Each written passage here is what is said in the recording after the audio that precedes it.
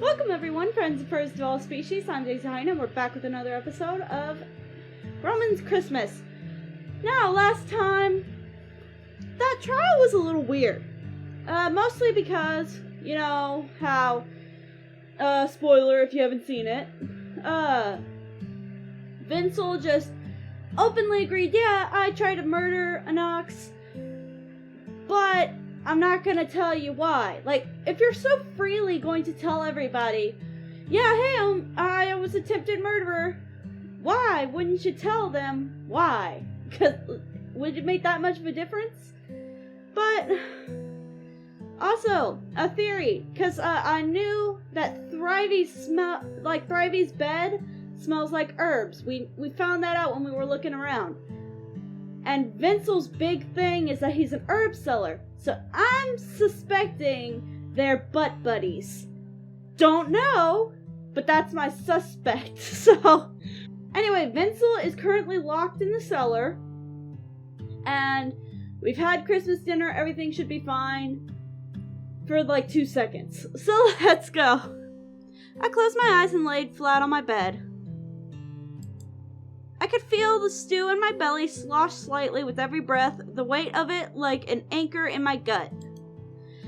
That's the problem when you eat too fast. The stomach is full, but the senses are starved of sensation.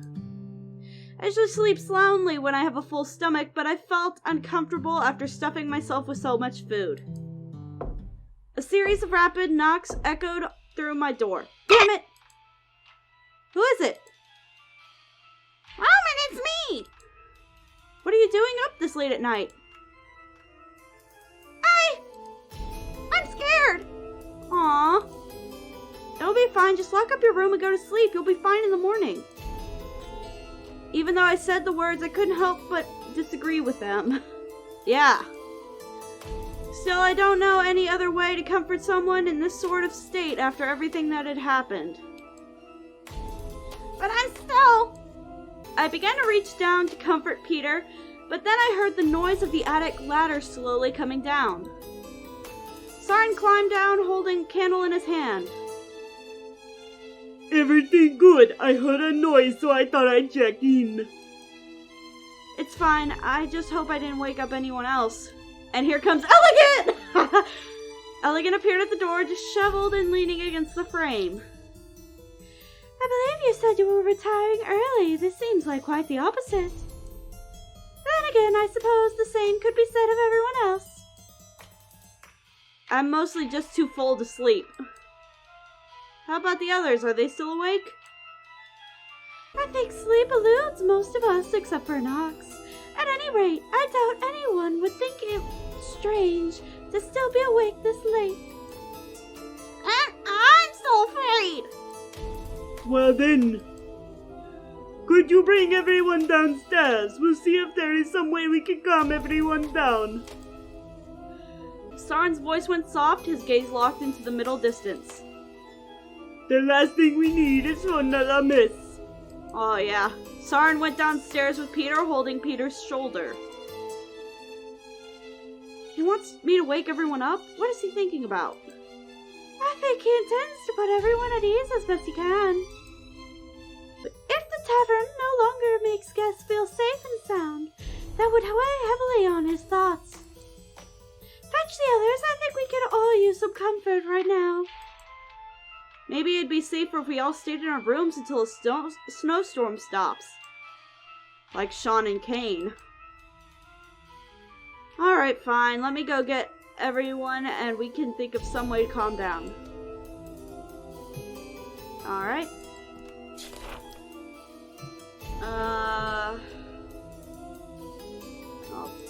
Lunic and Solar.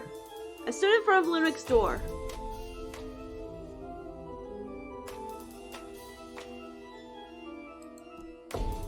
As I approached the door to the suite, I could hear a muffled argument coming from behind the door. Listen! I pressed my right ear against the wooden door and held my breath. The only good thing about having a deaf left ear is I wouldn't get distracted by other noise while I eavesdrop. Oh, he's deaf in his left ear. Oh, cool.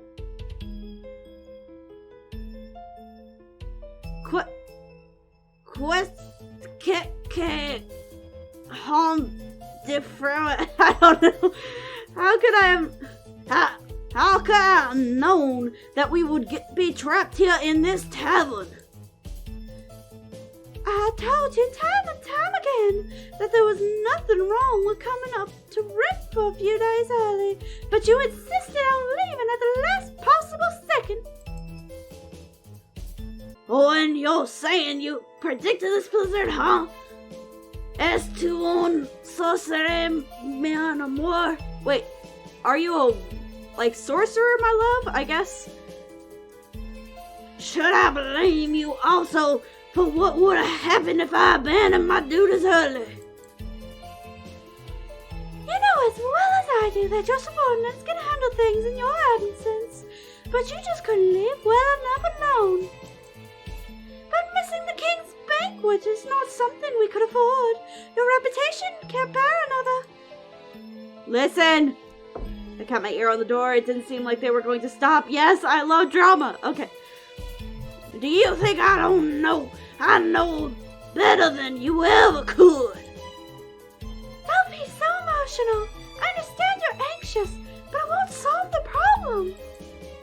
Solve the problem, Marital? The problem is I should be offering our gift to the king at this moment. But now, our horses are dead, our carriage is broken. Now we're trapped in this miserable little tavern, and even our trusted servant trying to frame me for murder. Keep listening. I kept listening. Wait, what does it say? Overheard. Ha! I kept listening to their endless quarrel. My neck is starting to hurt. Which is why I suggest we depart early, in case these sort of things. Bah! You expect me to believe that? No, you just wanted to take a longer trip here in Rimph. And what of it last time you?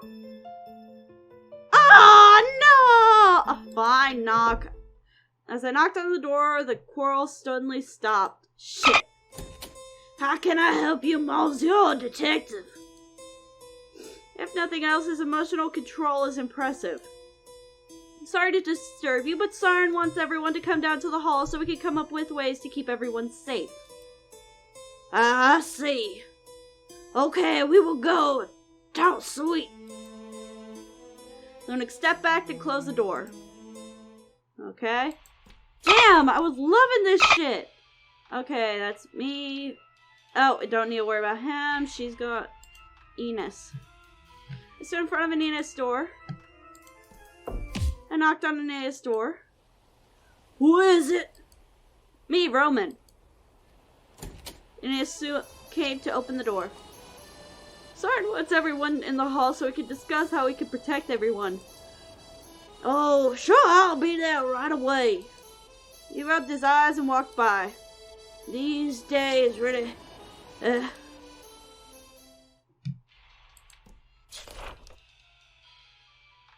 Peter, Heron. I stood in front of Heron's door. I knocked on Heron's door. Yes, it's Roman. Heron opened the door and smiled. Have you come to me in this dark hour too? Sorry to disappoint you, but Sarin wanted me to bring everyone downstairs. He wants to discuss the safety measures. Oh, I see. Heron's smile froze. I will be there. I guess the attic, whoever's left. I climb up into the dark attic. Thrivey was huddled up on his bed. It was hard to see him against the white bed linen. Thrivey? Thrivey swiftly tossed off the coverings and got up. What is it? Is it next week or? Sarin wants everyone to come to the hall. Even if I'm already in bed? He said he doesn't want us to feel too uncomfortable to sleep well. I don't see that as an issue for me. No need to worry. However, I can understand why some would have difficulty sleeping. Let me fetch a few things from my medicine box and I'll join shortly. Guess it knocks. Rub his belly, pinch his face. Pinch his face. I squish Shinox's face. A bit rough, dragon scale is quite thick. Not thick enough though. Guess it's alright. Sorry. How's Anox doing? Not worse, thank God. I can't tell when he'll wake up, though. He could wake up tonight if everything goes well. Otherwise... Thrivey looked aside. Best not to think of that. Sedative drug? What are you getting from your medicine box? Some sleep-lifting medicine. Don't worry, Detective. It's nothing habit-forming or potent. At best, it will only make people sleep easier. Alright then. Fair enough.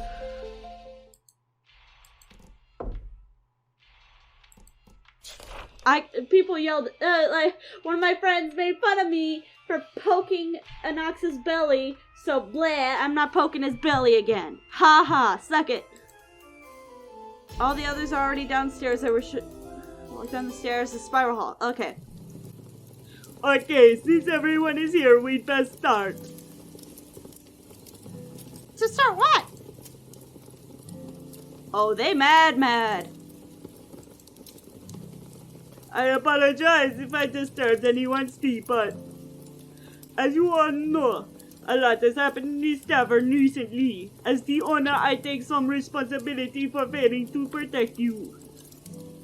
If anyone has any ideas on how we can all stay safe until the end of the snowstorm, I'd like to hear them now.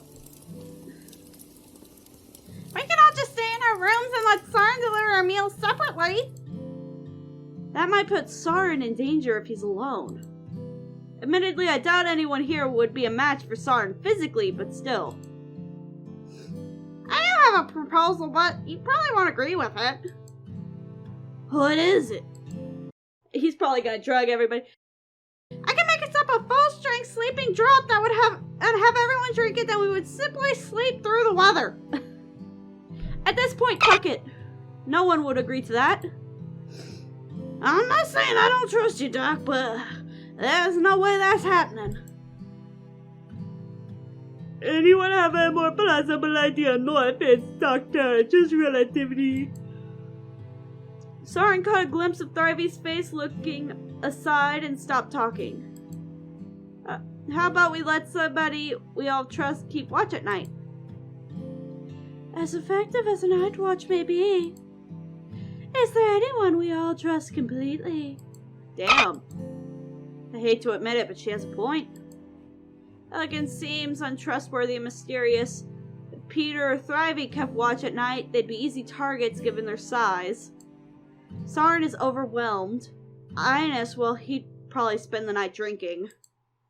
To be honest, I may be wrong, but something feels weird about Heron. Lucid is too agitated and Solar never leaves his side. Neither of them seem up to the task. It's not gonna work. How about we get our mugs filled first? You really think it's the right time for that? To be fair, it's not unreasonable. Thrivey took out a little glass bottle. This is tincture of valerian root. 2 drops is enough to calm one's nerves. It should help us manage for the night. I thought we discussed using sleep drug. I have no intention of forcing it on anyone, madam. At least give me some credit. Although it does make you drowsy at a high dosage. Sarin tapped me on the shoulder. Mind getting a few cups for everyone from the cellar? Go fetch cider. Sure. Up, there he is. I walked down to the cellar with a bunch of mugs. Seems I have a visitor. I shrugged, trying to ignore Vincel's glaring eyes. Even prisoners deserve bread and water. Could you show some mercy for a starving? Tear your crap to a Knox! Sarin looked away, turned on the tap to fill all the mugs. Alright, everyone gets 1 mug. Anyone who wants it can get some medicine from Thrivey. Solar and Peter came up to Thrivey almost at the same time, handing their mugs to him. Doctor, may I have a bit extra? What?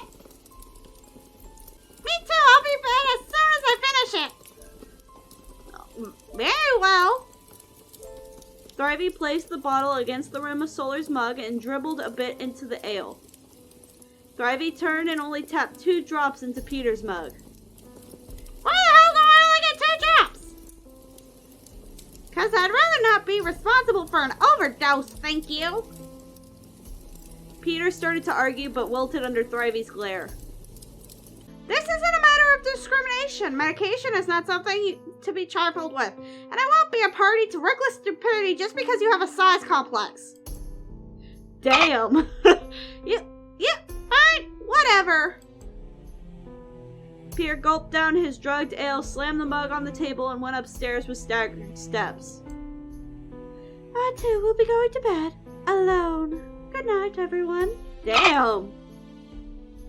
Solar curtsied elegantly and stepped up the stairs, the swirl of her fancy dress barely hiding her flashing tail. Enoch stabbed his fingers at Thrivey and pointed to Lunic and his mugs. Mind giving us some too, Doc? Thrivey muttered something under his breath and walked over to the counter with the bottle. Merci, Doctor. Lunic raised his mug and nodded slightly. It's okay, no matter what happens, alcohol always helps. Lunic smirked and reached out his hand to Aeneas. You sure you won't shake hands with me, Marquis? Einek's hand hesitated only to be firmly gripped by Lunic. He drew lightly across his palm with his thick fingers. You know, if you're having wife troubles, you can stay in my room. I may consider that offer. Damn. I suppose one benefit to being a bachelor, I don't have to worry about my wife kicking you out of the bedroom. Anybody have any better ideas? If not, I'll just keep watch down here. Lunic slapped his hand on the counter and stood up. No, it is I who will keep watch tonight. Marquis, that may be. No. I am the noble of the house of Howlock, and with that privilege comes the noblest obliged to protect the common folk. So as I see it is the time I live up to my obligations. I will keep watch for the night so you can all have a sound sleep. Didn't he already drink the stuff though? I'm not sure whether he's doing it out of embarrassment over being henpecked or foolish pride. I guess there's a first time for everything. Time I head back to my room. Not sure I trust Lunic's motivation for keeping watch, but if he's even halfway competent, then he should be fine. I'd feel safer if I kept watch, but I'm exhausted physically and mentally. Probably because I got woken up early. It's already midnight, time to sleep. I buried myself in the linen.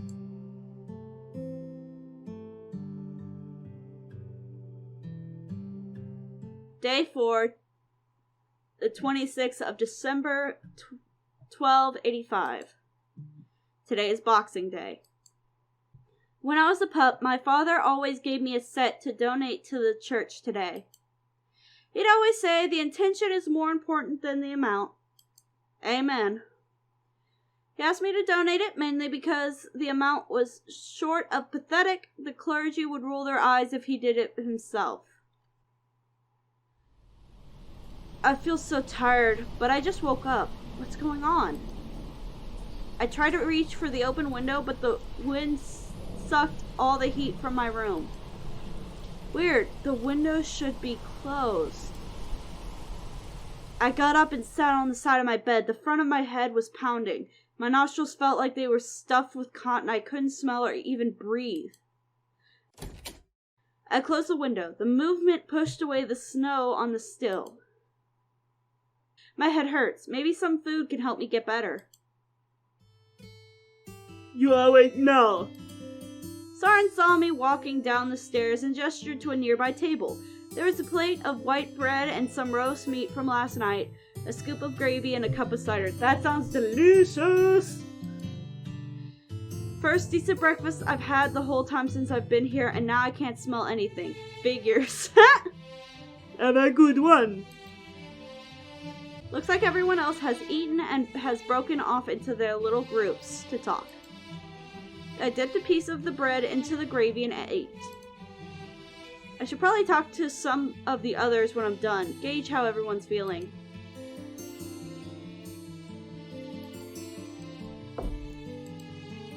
Elegant.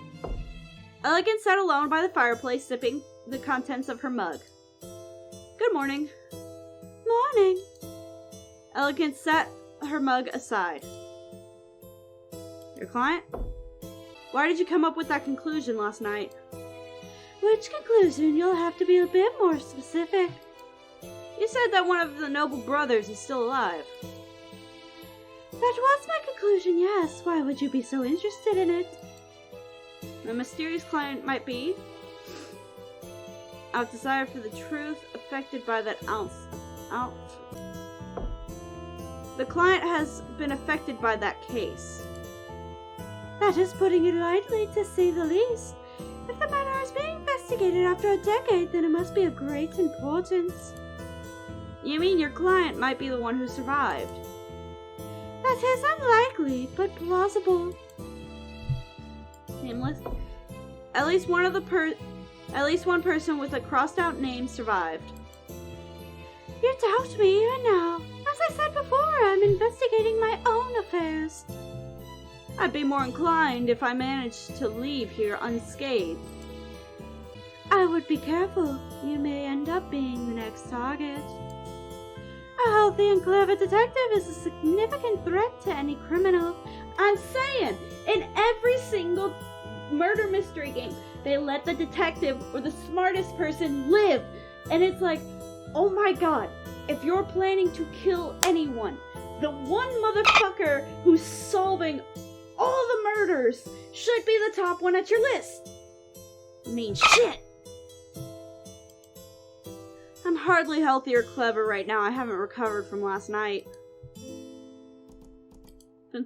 By the way, what do you think Vincel's motive was? I think it would be better to ask him directly before I offer any speculation.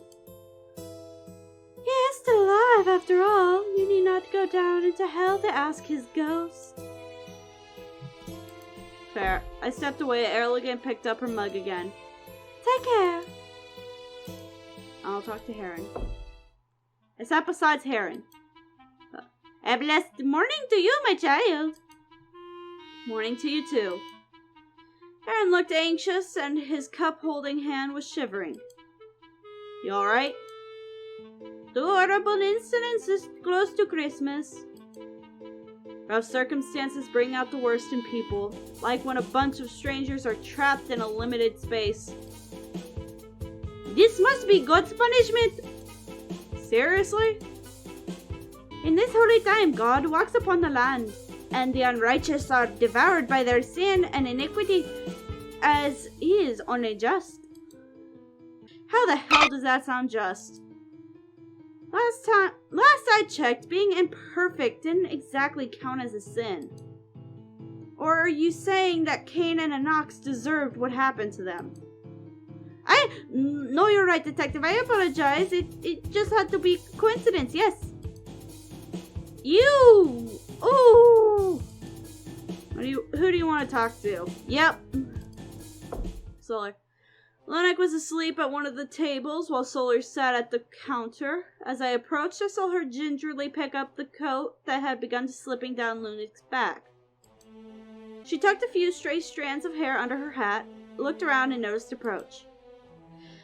Good morning, detective. Solar turned to me and smiled. Now I kind of miss her smell. What? Morning, Marquise. About Lunic? Sorry for my presumption, but how do you feel about the Marquise? You have a sharp nose, Mr. Detective. I tried not to sniffle too loudly, but she quickly appended. Metaphorically, of course. How do I feel? My husband is very responsible. He cares greatly for his holdings in the Vale, and even handles many of matters personally. Wasn't that what you two were arguing about? Some of our payers think it's a weakness, but I disagree. And while we do bicker from time to time, he always apologizes afterwards. As long as you're fine with it. About you. I can't help but be curious about you. Do you mind if I ask you a few questions? What's your interest, Mr. Detective? A lady with a lot of stories, then, I wonder. Your hometown? Where'd you come from? From the south, the Principality of Cordoba. I do believe it used to be called the Kingdom of Stripes. Because of the tiger stripes, I assume. Indeed, I've been away from home for too long. I miss Cordoba now and then, especially on cold nights like these. Pardon my moment of nostalgia. Tavern, what do you think about the White Star? It's quite pleasant, despite the recent incidents. It's not exactly luxurious, but the bedlin's all soft and well kept. I'm surprised by how good the food is, if I may be honest. I'm usually not one for taverns, but this may be the exception. The security issues may need some attention, however. What happened then? So, have you and Marquise made up after last night? I do hope our argument didn't disturb you, Detective. Solar concealed her expression with a handkerchief. Talk to the others. I think I'll leave Solar to tend to her sleeping husband. I mean, I like her. She's pretty nice. Hold on. My back itches. Yep. There we go.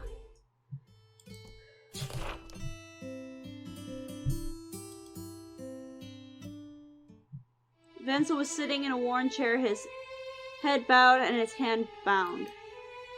He squinted and turned away from the bright light coming through the door. Are you taking me to court, my good detective? I want to see what he'll say. About the motive? I'm guessing you're not going to tell anyone why you tried to kill Lunic? Would it hurt me clemency if I did? Probably not. Then no, I have nothing to offer, and I have no interest in satisfying your petty curiosity. I could contact some of my acquaintances in the district tribunal. Ha, splendid! It seems all that talk about justice and law really is just nonsense. Or maybe you're just asking so you can indulge some sick fetish of yours. No, I'm not. Huh. Without punishment? Do you have any ideas what your sentence will be? Spend a night in jail, pay a fine at court, and then go about my business. Better than listening to you while stuck in this cold, dark cellar. Fair enough. Eat shit. Toilet. I should go to the bathroom and comb my hair. I look like a haystack. Oh! Peter jumped up from the mirror as I opened the door. Haven't you heard about knocking? Sorry, I didn't know you were in here. You scared me. Peter clutched at his chest and was breathing heavily. Yeah, a drugged rabbit is not a good one to be scaring right now. Is he okay? Comfort him. I gently patted Peter's head, trying not to mess up his hair. Peter's ears twitched, but he seemed to calm down. So, are you okay? I'm still scared. Luna kept watch last night. Nothing happened. What are you afraid of now? That's true, but I'm still... Maybe you should go to Sarin and ask for a stick drink to calm you down. Aw, he needs a friend, man. Maybe. When you were talking about equality and Apollyon, you weren't just talking about species, right? Certainly. For example, the nobility have right to refuse searches and can only be judged by fellow nobles. What do you mean? I mean that the common-born judges literally can't sit in judgment over the nobility. But a lot of judges have noble titles. But it still doesn't make it fair. Besides, the common folk like us usually end up with harsher punishments too. I mean, he's right. Letter. By the way, did you have time to write that letter? Well, let me think about it first. I may come up with some ideas by tomorrow, thanks. Aw, she's so cute. I closed the door quietly and went back to the hall.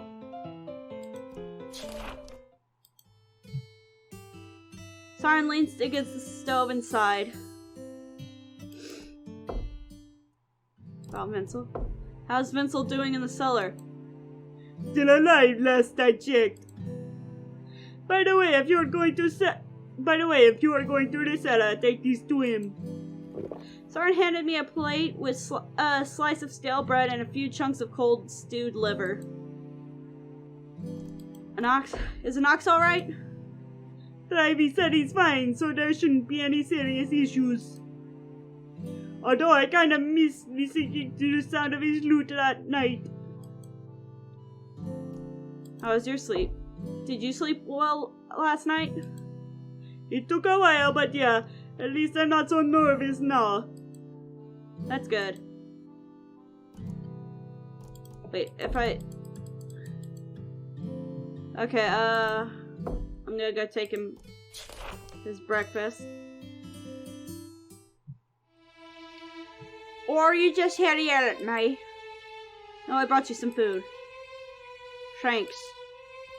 I raised the plate beside his face. His jaws snapped at the empty air a few times before he finally bit down at the bread. I considered just holding the bread to his mouth so he can eat it easier, but he pulled the entire piece out into his mouth and chewed it quietly. Finishing the bread, Vincel glared at the plate and then turned his head away. Already full? Hardly, my good detective, but I'd rather starve than eat cold half-cooked liver. Well, let's see... Nope. I guess eat shit.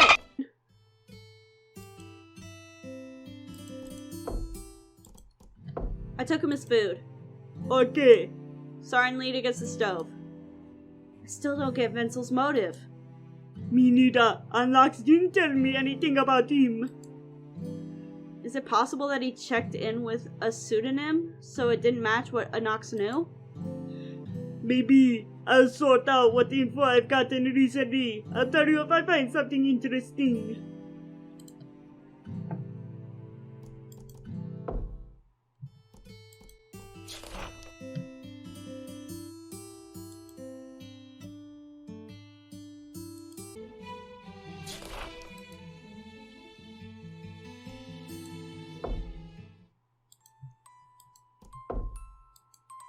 How's Anox doing?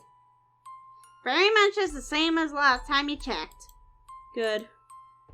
In case you're wondering, the quality of my sleep improved dramatically without his constant lute strumming, bitch. If I didn't know better, I would have suspected Thrivey was drugging Anox so he could sleep better. I couldn't blame him, though. Holiday? So much for my Christmas vacation. I do appreciate your work, detective.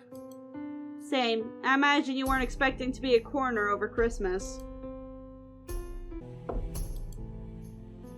Perhaps some sort of stimulus could wake him. He should be awake by now. I wonder why. Plays lute. I picked up the lute and plucked a string. Anox's tail twitched. He moved. It seems like it was slightly effective. Plucked another string. Anox's tail twitched to the other side. So his tail's the only moving part. Pull his tail. I tugged on his tail. It didn't come free like a gecko's. I kept playing on the lute. Anox's tail trembled a little. Seems like he's too lazy to move. I plucked a string. Anox didn't move. Uh-oh. Plucked the string, and Anox didn't move. Uh-oh. Anox is still laying there. Oops. Yeah.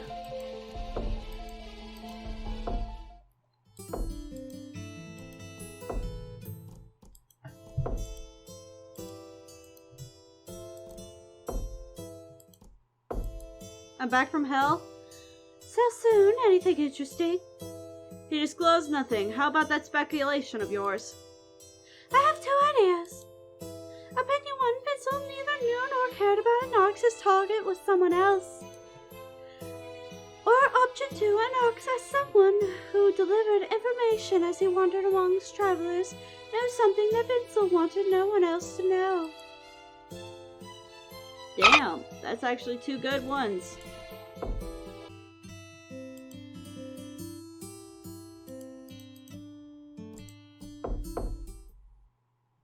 Oh, I knocked on the door, there was no response.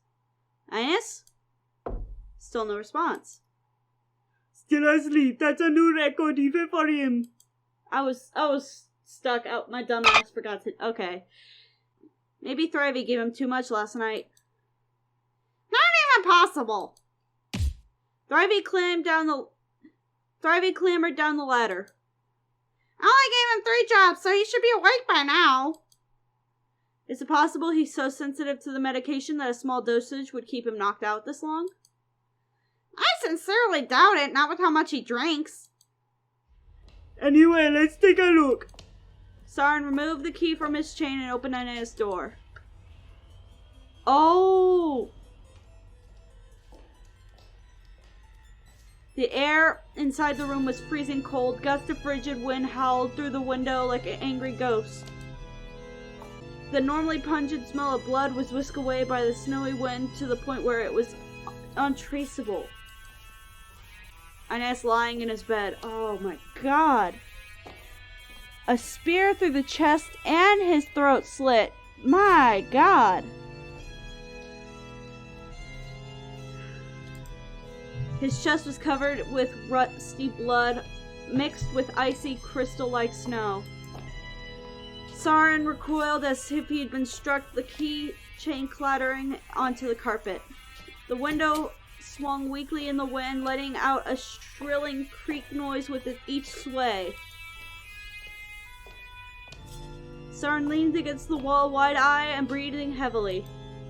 Why? Why am I so us?